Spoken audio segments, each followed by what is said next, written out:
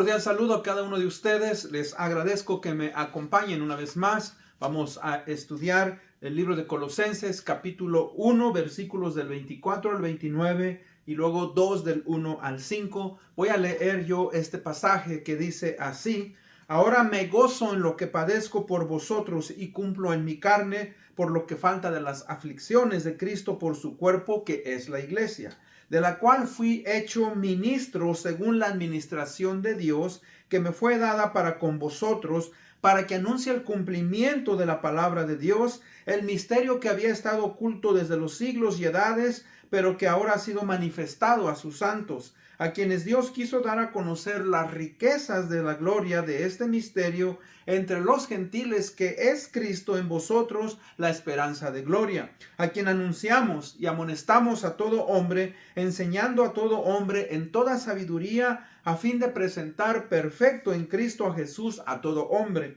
por lo cual también trabajo, luchando según la potencia de Él, la cual actúa poderosamente en mí. Porque quiero que sepáis cuán gran lucha sostengo por vosotros y por los que están en la Odisea y por todos los que nunca han visto mi rostro, para que sean consolados sus corazones, unidos en amor, hasta alcanzar todas las riquezas en pleno entendimiento, a fin de conocer el misterio de Dios el Padre y de Cristo, en quien están escondidos todos los tesoros de la sabiduría y del conocimiento. Y esto lo digo para que nadie os engañe con palabras persuasivas, porque aunque estoy ausente en cuerpo, no obstante en espíritu estoy con vosotros, gozándome y mirando vuestro buen orden y la firmeza de vuestra fe en Cristo.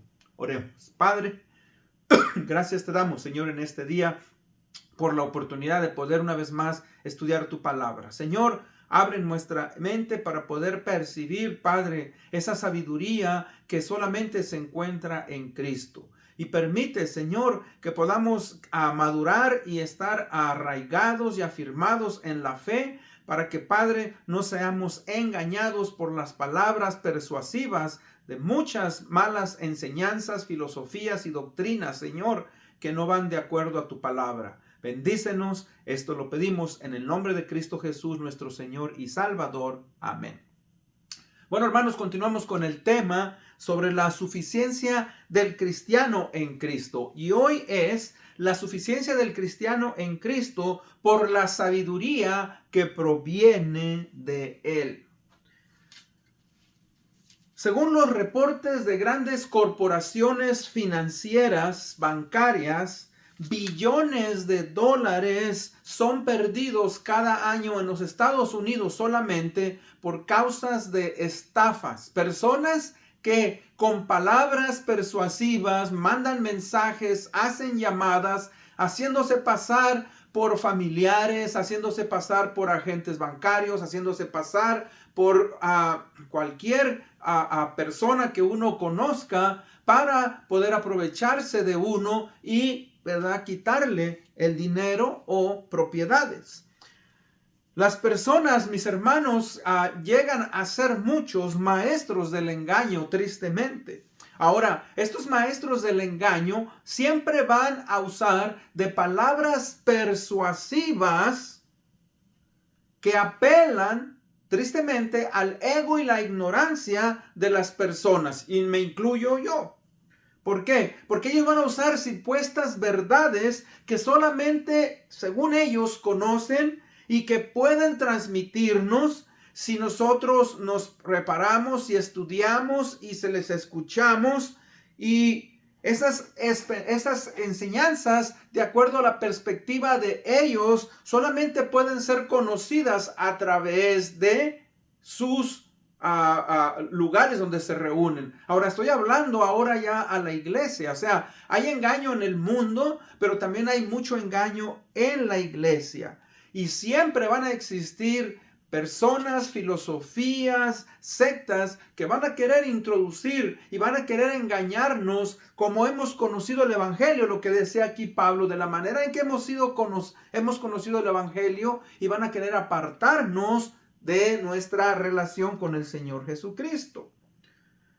Por eso, ¿verdad?, conforme Pablo está explicando este pasaje y está respondiendo a la iglesia de Colosas sobre la situación que ellos están enfrentando en cuanto a la deidad del Señor Jesucristo, en cuanto a la verdad del Evangelio.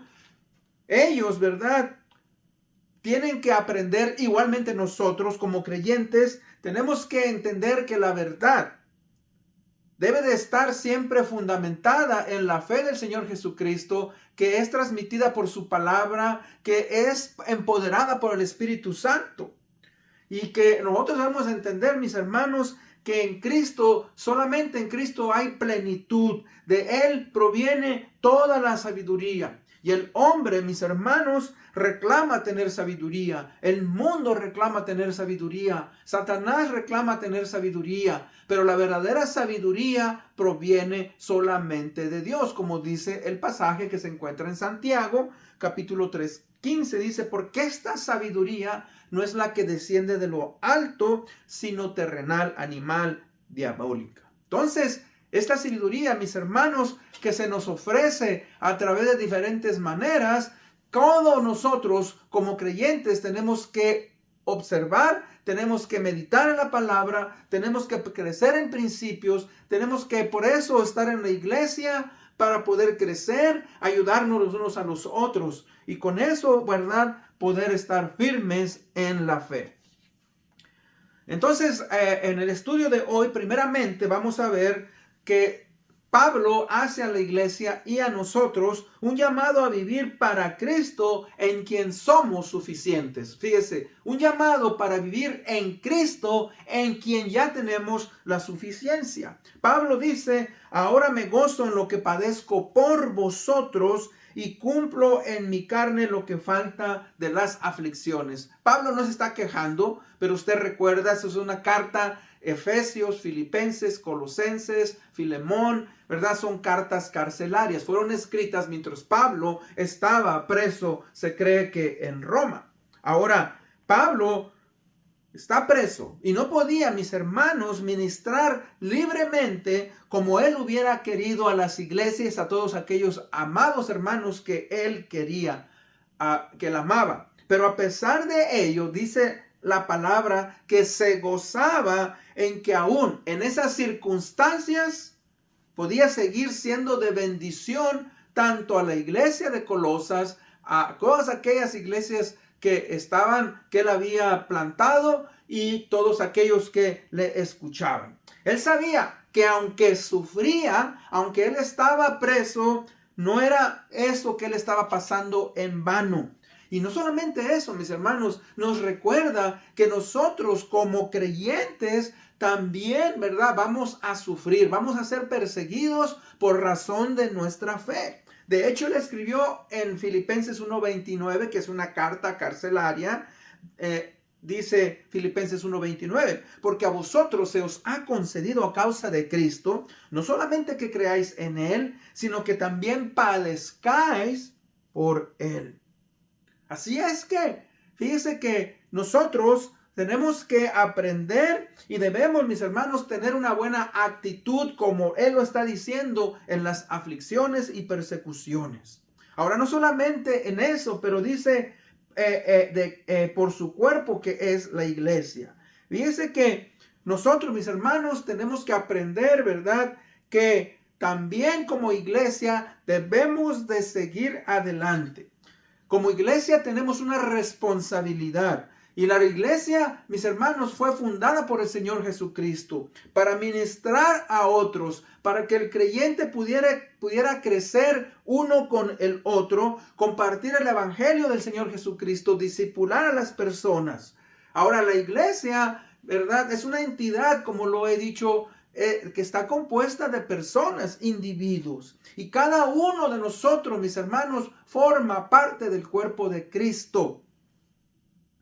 Ese cuerpo es edificado por cada uno de aquellos que han recibido al Señor Jesucristo como Señor y Salvador y que están creciendo y que están madurando y que entienden, ¿verdad?, que hemos sido llamados a estar juntos, a estudiar la palabra juntos, a orar, a meditar, a tener comunión los unos con los otros.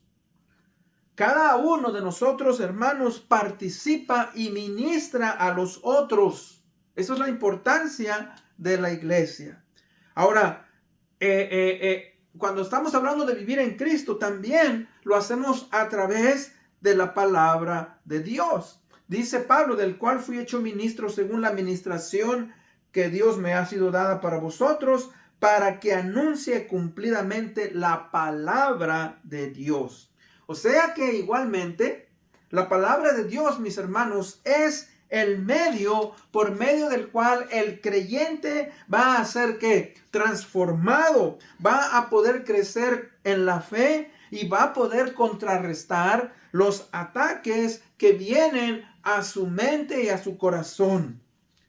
Y no solamente por eso, sino también por el mundo y por Satanás. En Romanos 12:2, Pablo escribió, no os conforméis a este mundo, a este siglo, sino transformaos por medio de la renovación de vuestro entendimiento, para que comprobéis cuál sea la buena voluntad de Dios, agradable y perfecta. Fíjese que la palabra de Dios, mis hermanos, nos está renovando, nos está transformando, nos ayuda a poder percibir qué áreas estamos nosotros fallando, en qué área necesitamos mejorar, en qué área necesitamos crecer, cómo, verdad, debemos de guiarnos a través de la vida, sea en el hogar, sea en la iglesia, sea en el trabajo, en donde quiera que nosotros estemos.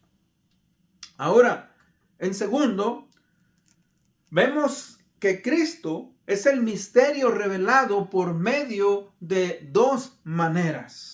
Cristo, dice el versículo 26, el misterio que había estado oculto desde los siglos y edades, pero que ahora ha sido manifestado a sus santos, a quienes Dios quiso dar a conocer las riquezas de la gloria de este misterio entre los gentiles, que es Cristo en vosotros, la esperanza de gloria, a quien anunciamos, amonestando a todo hombre y enseñando a todo hombre en toda sabiduría, a fin de presentar perfecto en Cristo Jesús a todo hombre. Entonces, Cristo, mis hermanos, es revelado. Primeramente, la pregunta es, ¿qué es un misterio?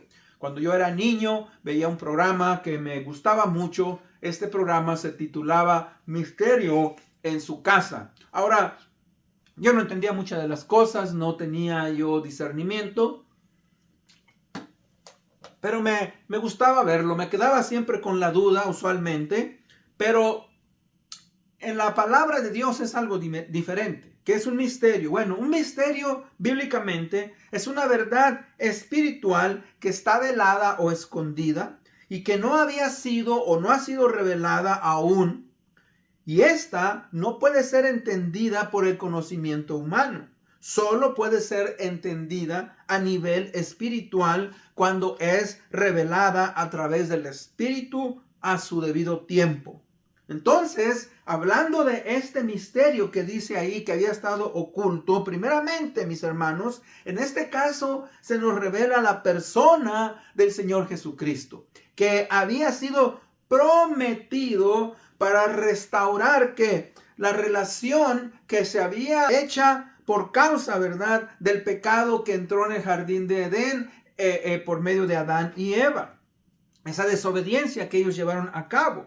Ahora ahí Dios hace una promesa de que un día vendría un Salvador y que este Salvador traería restauración por medio de su muerte y resurrección a la humanidad. Ahora, eso es lo que se llama el protoevangelio, el primer evangelio, el evangelio primitivo. En Génesis 3:15, y pondré enemistad entre ti y la mujer, entre tu simiente y la simiente suya. A esta te herirán la cabeza y tú le herirás en el calcañar. O sea, está hablando de que un día una mujer va a tener un hijo y que ese hijo, ¿verdad?, iba a venir, iba a aplastar la cabeza de la serpiente. Ahora, y la serpiente supuestamente le iba a morder. O sea, damos a entender que cuando Cristo Jesús murió en la cruz del Calvario, Satanás pensó que ya todo había estado terminado, pero Cristo resucitó. Y eso, mis hermanos, ¿verdad?, era un misterio que ya estaba oculto.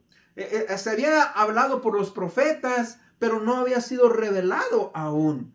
Dios ya tenía un plan de salvación. Y el plan de salvación pues era traer redención a todos los seres humanos por medio del Mesías. Esa fue la promesa hecha a Adán y a Eva ahí en el jardín de Edén. Y a todos aquellos descendientes, ahora a todos aquellos que por medio de la fe aceptan el sacrificio del Señor Jesucristo, aceptan que son pecadores y que reconocen su estado de pecado y vienen a cambiar y vienen a entregar su vida al Señor Jesucristo. Ese futuro Salvador ganaría de nuevo que toda la creación. Ahora, no es que Dios no le pertenecía, pero de acuerdo, ¿verdad?, a lo que ocurrió y que Satanás, ¿verdad?, perdería ese control que tiene sobre aquellos que pues estaban controlados por el pecado. Jesús, mis hermanos, salva al pecador del poder de Satanás, y vemos este cumplimiento, ¿verdad?, como partes que vienen anunciándose. Por ejemplo, en el libro de Isaías, unos 750 años antes del Señor Jesucristo, Él dijo: por tanto, el Señor mismo os dará señal. He aquí que la Virgen concebirá y dará a luz un hijo, y será llamado su nombre Emmanuel, Dios con nosotros. Ya aquí está siendo más claro por medio del profeta que un día vendría el Mesías, y llamado, ¿verdad?, Dios entre nosotros. La Virgen. Ahora, ¿qué Virgen? No sabemos. Muchos no pudieron entender esta profecía. Pero ¿sabe qué? Llegó el momento. Y en el libro de Gálatas 4 y 5 dice: pero cuando vino el cumplimiento del tiempo, Dios envió a su Hijo, nacido de mujer, nacido bajo la ley, para que redimiese a los que están bajo la ley, a fin de que recibiésemos la adopción de hijos. O sea, el día llegó cuando Cristo Jesús vino a este mundo para, ¿verdad?, traer redención, para darnos salvación y vida eterna. Esa es parte del misterio. Otra parte del misterio, mis hermanos, pues es la iglesia. La iglesia, mis hermanos, es parte también del misterio. La iglesia es el medio que Dios está usando en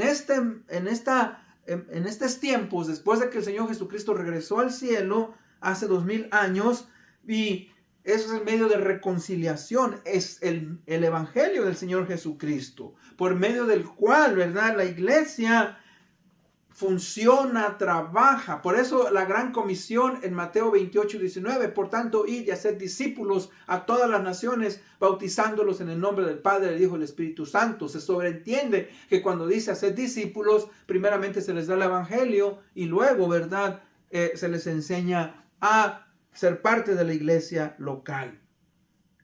Cristo, entonces, es el fundamento de la iglesia, y la iglesia, mis hermanos, Él lo prometió en Mateo 16:18, le dijo a Pedro: yo te digo que tú eres Pedro, y sobre esta roca fundaré mi iglesia, hablando de sí mismo. Hemos hablado ya de eso muchas veces.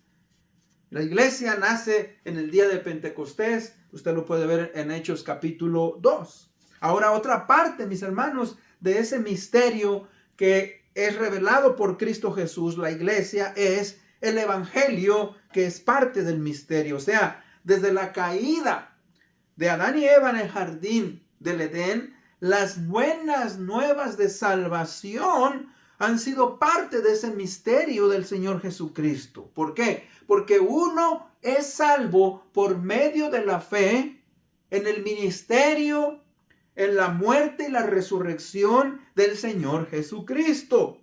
Algo, ¿verdad?, que muchos no han podido entender, pero que cuando el Espíritu Santo y la palabra de Dios entra en el corazón, en la mente de la persona, nos hace entender, ¿verdad?, la realidad de nuestros pecados, que estamos viviendo una vida conforme nosotros queremos y no como Dios quiere, que hacemos nuestra voluntad y no la voluntad de Dios, y cambiamos nuestra manera de vivir. Ahora, en tercero, la suficiencia de la sabiduría, ¿de quién?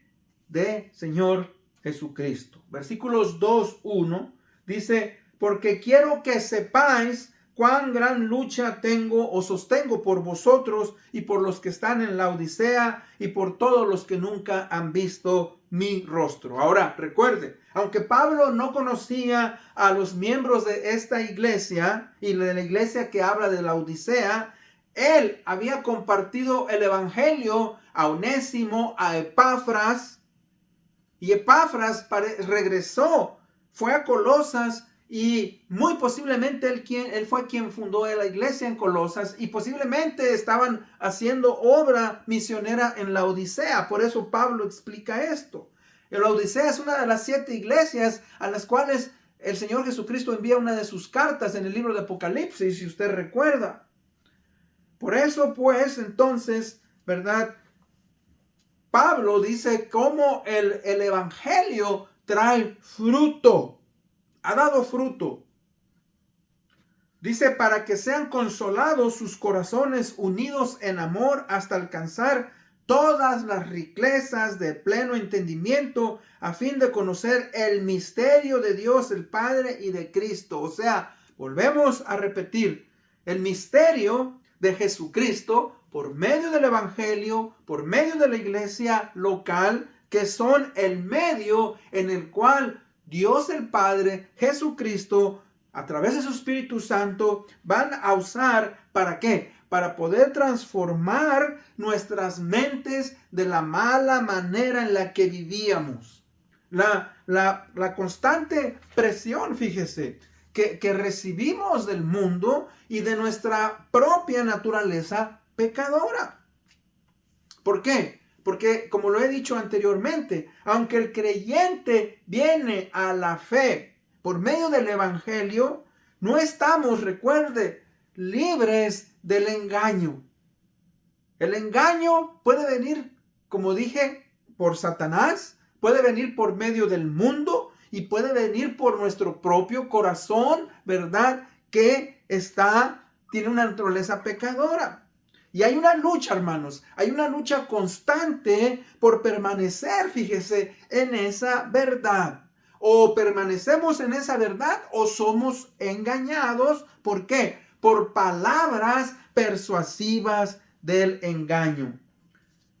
Dice el versículo 4, y esto lo digo para que nadie os engañe con palabras persuasivas. Cuidado entonces con las palabras que decimos y las palabras que escuchamos. La palabra persuadir quiere decir inducir a creer algo por medio del engaño y la duda, apelando a nuestro ego y a nuestra ignorancia. Ahora, la mejor descripción que yo le puedo dar es lo que pasó en el jardín de Edén. Lo que Satanás hizo, la serpiente antigua hizo en el jardín de Edén. En Génesis 3:1 dice, pero la serpiente era astuta más que todos los animales del campo que Jehová Dios había hecho, la cual, fíjese, dice, dijo que a la mujer, la cual dijo, expresó palabras, con que Dios os ha dicho, no comáis de todo árbol del huerto. Y usted puede seguir leyendo cómo Eva empieza a tener una conversación con Satanás. Las palabras, mis hermanos, pueden ser persuasivas. Lo que yo digo, lo que alguien dice, puede llevarnos a cosas buenas o a cosas malas. Satanás aprovechó y fíjese, persuade a la mujer trayendo duda, como con que Dios os ha dicho, no comáis de todo árbol del huerto. Ella responde, bueno, de los árboles que están podemos comer, excepto del árbol del conocimiento del bien y del mal, porque dice Dios que el día que comamos de él moriremos. Ahora Satanás ya entró, ya trajo duda, y entonces él le dice, no moriréis, sino que seréis como Dios, sabiendo la diferencia entre el bien y mal. Ahora, siempre lo he dicho, yo lo he aprendido, tanto Eva como Adán no tenían, hermanos, la madurez de poder percibir la realidad del pecado y de esa vida que ese conocimiento que ellos querían alcanzar. Porque Eva dice que cuando vio el fruto, vio un árbol codiciable para poder alcanzar ese conocimiento. O sea, ya persuadió, ya Satanás había persuadido, indujo a Eva, ¿verdad? Por medio del engaño y la duda, para que pudiera ella desear ese conocimiento. Ahora, está desconfiando de Dios. Y eso es lo que hacen las palabras. Esas palabras, mis hermanos, al igual que millones de otras palabras que se han dicho con engaño, han sido la caída ¿de qué? De millones de personas en este mundo. Personas como usted y como yo. Las palabras son signos portadores de un significado. Pero recuerde, las palabras tienen poder. Pueden edificar o pueden destruir. Y si nosotros no tenemos cuidado, podemos usarlas de una mala manera, podemos usarlas de una buena manera. Tenemos que tener cuidado, porque podemos dañarnos a nosotros mismos y podemos dañar a otros. Mire, esa es la razón por la cual aquí se nos está diciendo. Dice, en Cristo están escondidos todos los tesoros de la sabiduría y del conocimiento. Es en Cristo. Cualquier otra entidad, sea el mundo, sea Satanás, sea la ciencia, sea el conocimiento, sea lo que sea, nos van a ofrecer palabras de sabiduría, pero si no están fundados en el conocimiento de Cristo Jesús, en su palabra, no van a edificarnos, no van a ayudarnos. Esa es la razón por la cual el creyente debe desarrollar madurez espiritual. ¿Por qué? Porque si no somos maduros, vamos a ser seducidos, engañados. La palabra seducir nuevamente significa engañar, defraudar, desviar a alguien. La seducción mediante palabras seductoras nos persuaden, son atractivas, palabras elocuentes, elegantes. O sea, somos engañados. Hace muchos años, un amigo mío fue engañado por medio de las palabras de una persona, y eso, como le dije, pasa todos los días. Este hombre, por medio de la maldad, usó el engaño. O sea, mi amigo me contó, este hombre llegó y la saludó, fíjese, muy cordialmente. Hola, ¿cómo estás? Buenos días, buenas tardes. Le preguntó, oye, ¿cómo está tu papá? Y luego le dio el nombre de su papá. ¿Cómo está tu papá? Antonio, por ejemplo. Oh, él le dijo, oh, mi papá está muy bien. Ahora, una vez que entabló esa conversación, le siguió hablando y diciendo ciertas cosas que él conocía sobre su padre. Hasta que se ganó su amistad, su confianza, le dijo, mira, tu padre me dijo que me prestaba el carrito para transportar cosas y necesito que me lo prestes. Ahora, el muchacho estaba en el lugar donde había un carrito que transportaban, ellos lo usaban para transportar cosas. Ahora, el joven le dijo, pero mi papá a mí no me dijo nada. Ahora, el hombre le dijo que él ya había hablado con su papá, que él iba a venir a las 3 de la tarde y que él iba a pasar por el carrito y que tan pronto lo desocupara, él se lo iba a traer.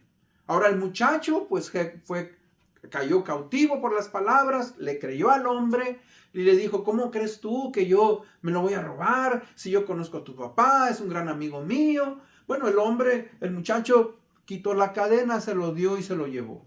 Cuando llegó su padre, un rato, media hora, una hora después, le dijo, papá, vino fulano de tal y me dijo que tú le habías prestado el carrito, que no sé qué hice. Yo nunca le dije nada, ni le presté, y se armó, como ustedes se han de imaginar, la situación de este pobre muchacho. Y hermanos, eso es lo mismo, ¿verdad?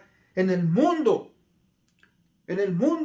las personas van a usar palabras persuasivas. Por eso, cuando el Señor Jesucristo en el Evangelio de San Juan, ¿verdad? Le dice a los judíos que Satanás es el padre de las mentiras. El padre de la mentira es porque ahí en el jardín de Edén sedujo a Eva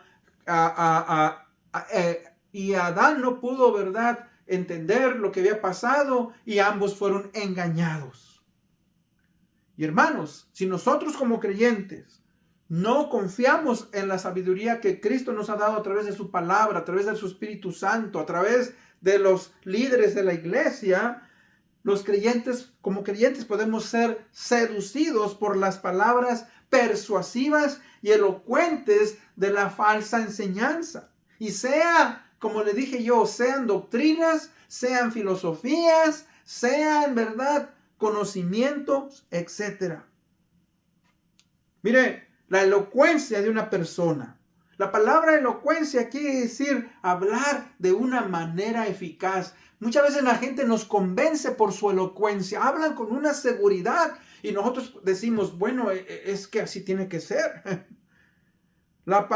Otras veces las personas usan el razonamiento o el conocimiento. O sea, apelan a nuestro intelecto y eso nos hace sentir bien y caemos. La capacidad de persuasión de algunas personas, mis hermanos, es tan alta. Y a veces, aunque sean mentiras. Decía yo a los hermanos, por ejemplo, en la Segunda Guerra Mundial, cómo Hitler encontró a una Alemania que estaba económicamente, moralmente destrozada. Y él empezó, ¿verdad?, a decirles que ellos iban a ser una potencia. De tal manera que hizo atrocidades en la Segunda Guerra Mundial. Y la gente, mis hermanos, escuchó la persuasión de este hombre. Y participaron la nación de Alemania en hacer esas cosas. Pero no le echemos la culpa solamente a ellos. O sea, eso acontece y pasa todos los días. ¿Por qué? Porque somos incautos, porque no hemos aprendido, porque no conocemos los principios de la palabra de Dios. Los argumentos que usan son argumentos muy convincentes. Pensamos y decimos, bueno, es que esto tiene tiene buena lógica. Suena muy lógico lo que este hombre dice. Un maestro en la escuela puede hablarte de la evolución y decirte cómo por un proceso evolutivo de miles y millones de años nosotros estamos aquí. Y todo lo que te enseñaron tus padres, todo lo que aprendiste en la iglesia, se esfuma en cuestiones de minutos. Hermanos, fíjense, cuando alguna idea, posición, filosofía, religión, doctrina, creencia se presenta de una manera razonable y elocuente, tenemos que tener cuidado.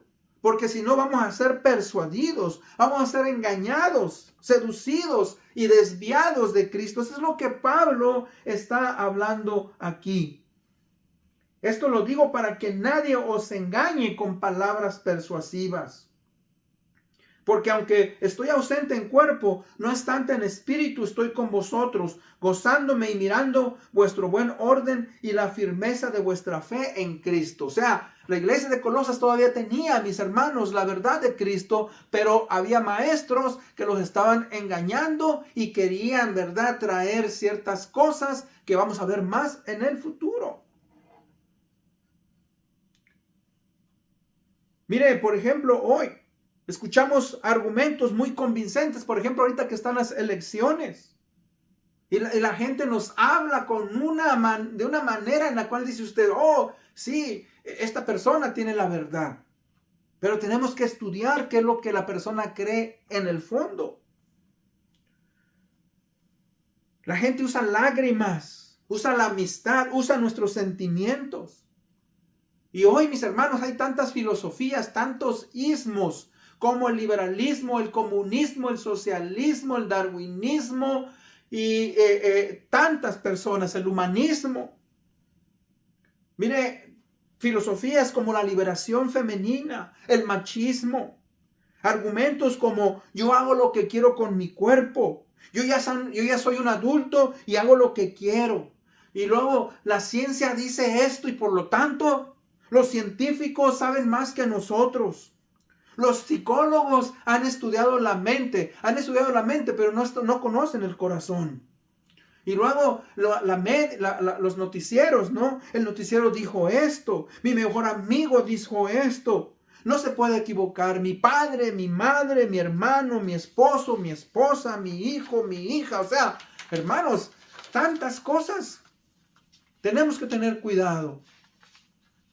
En conclusión, Proverbios 3, 5 al 7 dice: fíate de Jehová de todo tu corazón, no te apoyes en tu propia prudencia. Reconócelo en todos tus caminos y él enderezará tus veredas. No seas sabio en tu propia opinión, teme a Jehová y apártate del mal. El creyente, mis hermanos, debe de buscar la verdadera sabiduría que proviene del Señor Jesucristo. Nuestro mayor enemigo muchas veces no es Satanás ni el mundo. ¿Sabe qué? Es nuestro propio razonamiento, nuestro propio corazón. ¿Por qué? Porque es alimentado por esas enseñanzas, filosofías de este mundo. Y aún por el mismo Satanás, como lo decía Santiago 3:15. Confiar en nuestro Señor Jesucristo, quien nos ha dado su palabra, quien nos ha dado su Espíritu Santo, quien nos ha dado la iglesia, quien nos ha dado el evangelio. Él, mis hermanos, es nuestra verdadera ancla en la que vamos a poder permanecer firmes en la fe del Señor Jesucristo. Existen muchas palabras persuasivas que pueden llevarnos a querer apartarnos de la verdadera fe. Pero recuerde, debemos de permanecer unidos a Jesucristo. Como Él dijo, porque separados de mí, nada podéis hacer. Resistir, mis hermanos, en la verdad de su palabra y pedirle que nos ayude a poder nosotros, ¿verdad?, anclarnos en esa verdad que se nos ha sido dada. Con eso en mente vamos a orar para ser despedidos. Gracias, Padre. Venimos pues pidiéndote que, Padre, nos ayudes a poder estar en esa verdad. Esa verdad, Padre, que va a veces a ser atacada, como lo fue en el jardín del Edén, que nuestro corazón nos va a engañar, nuestros sentimientos, que confiemos más en ti, en tu palabra y tu Espíritu Santo, Señor, que lo que dice el mundo, lo que dice Satanás, Padre. Ayúdanos pues a amarte y a honrarte. Esto te lo pedimos en el bendito nombre de Cristo Jesús, nuestro Señor y Salvador. Amén. Una vez más, gracias por haberme escuchado. Hasta la próxima.